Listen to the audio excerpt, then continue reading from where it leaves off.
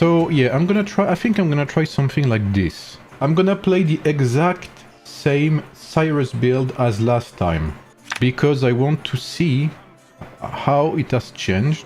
So like, it needs to be the same base. So we'll try something like this. So we'll bench these guys. I think I'm gonna try with Yodit, because I think that's something that most people have asked. Something like this. You could also play Mehmet, I guess. Yes, position better for Cyrus. Fearless Retribution is also good on Cyrus, but I guess it depends on what you prefer. I heard Lagertha does well with Ramses, yes. Is it better? It's different. With Lagertha, if you activate your commander skill, yes, you do better. But you do less damage per activation. And yes, Lagertha is what I've been playing with Ramses for like a month and a half now. So honestly, first of all, the first thing I want to mention, is that the change on Cyrus, I can feel it, but it's not that big of a deal.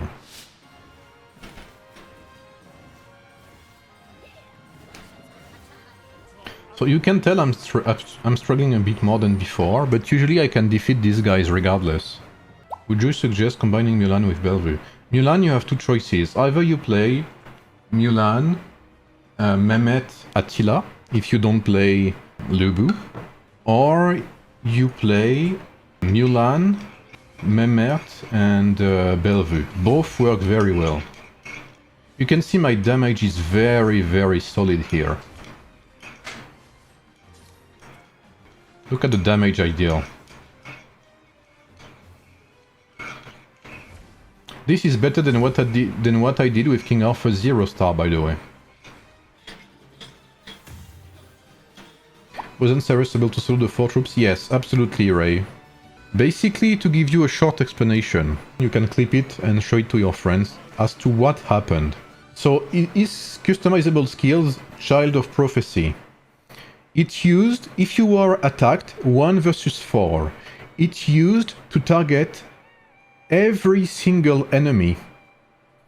So if you activated Child of Prophecy 60 times, you would target every enemy 60 times with Child of Prophecy. There would be what we call splash damage, which means that if you target someone, if you hit it with Child of Prophecy, the other targets around him, because they attack you, would take 70% of that damage. So that means that Child of Prophecy, just like any other skill in the game, did splash damage. It attacked everyone who attacked you. Now it's different. Child of Prophecy is solo target only, which means that if you are being attacked by 4 enemies, like it was the case in this supply bounty thing, Child of Prophecy will randomly target 1 out of the 4 enemies instead of all of them. So if you... This is why the contradiction is very stupid, in my opinion, for counterattack skills. Counterattack skills, they trigger more often the more enemies attack you. But the more enemies attack you, the less damage you will deal on average, because your damage will be random across all of these enemies. So if 10 enemies attack you, you have more chance to trigger counterattack skills, right? That's logic, that's how it works. But if you have 10 enemies attacking you, you will only attack 1 out of the 10 enemies. The only skill that does splash damage is this one, King of the World. Shouldn't it be hitting the one that we targeted? I don't know, man. I'm not saying it's logic, that's how it works. I will show you. If you look at this battle report here, I think it's this one, yes. If you look here, you can see I activated Child of Prophecy 18 times. Here I activated it 23 times. Here 17 times. So basically it's randomized. And here 11 times. So you can see 18, 17, 23, 11. It's not even, you know, it's not even round up. 11. It's the exact same. Every counterattack skill works like that. That's why they fixed Child of Prophecy, to align with other counterattack skills. And that's something I didn't know, actually. Kermani actually had a very good point like that. Kermani pointed it out first. while I was looking at what was wrong. So it actually goes against the math of the game, which is crazy. But yeah, it's basically like the amount of activations. If you have 5 enemies, if you add up the activations from all 5 enemies, you will have a good amount of activations. But again, it's randomized. Yeah, Cyrus is still good, but one thing you need to know, and you can quote me on this, you will see a lot of people bench their Lü Bu, but don't bench your Lü Bu. Lü Bu is still the highest DPS in the game. Lü Bu has not been nerfed. If you don't have a very solid Cyrus, there is still a good chance you get walked down by a Lü Bu player. It's better to have a strong Lü Bu rather than having a weak warrior bike setup. What is Cyrus' best counter? Ramses, Sun Tzu, warrior swordsman, and tactician pike.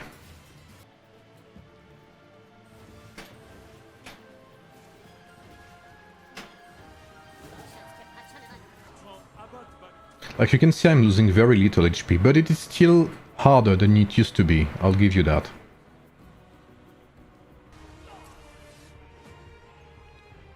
Okay, I have 7 people on my Cyrus. You can see them here. Okay, that's one down.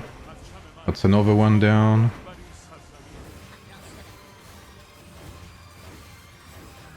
There's a Lü Bu here. Ah yes, strategy damage. Amazing.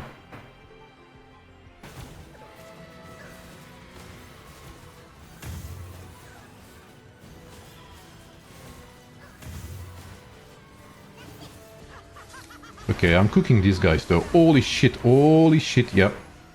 Okay, it looks like there's only a few Krakens who destroyed me earlier. But you can see the damage with the right activations is pretty nasty. I'm getting swarmed. Amazing. You can see before I would have already wiped all of these players. But now because the damage is random, it takes me years to kill one of them.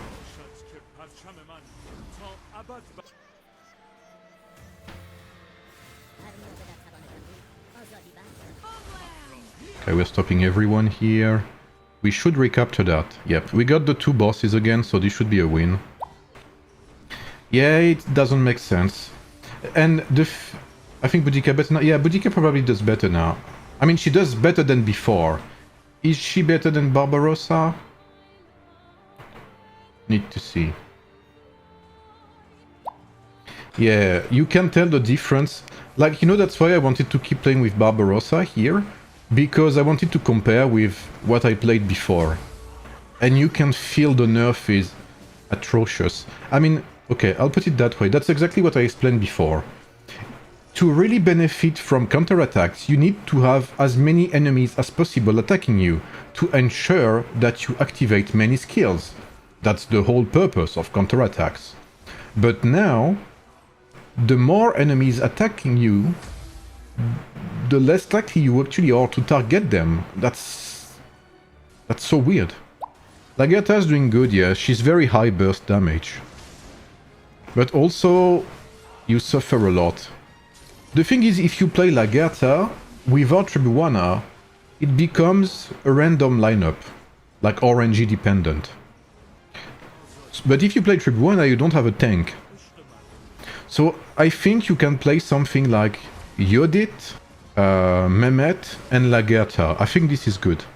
But you need Skyward Knight, in my opinion. I think if you want to play Cyrus, you need to 5-star him. Otherwise you're gonna struggle. Especially if you're a lower spender. I think that's the harsh reality behind it. You can see the points. Remember when I played Cyrus, guys? On my video I had like 500 million points, right? I think that was it, right? So here I'm playing against much stronger players, obviously. And yeah, Lü Bu still completely destroys. Like, we have not seen one very strong Lü Bu here. But I would bet 100 euros that a strong Lü Bu, equivalent to my Yodit lineup, would beat my ass 100%. Even with Ring of Badger.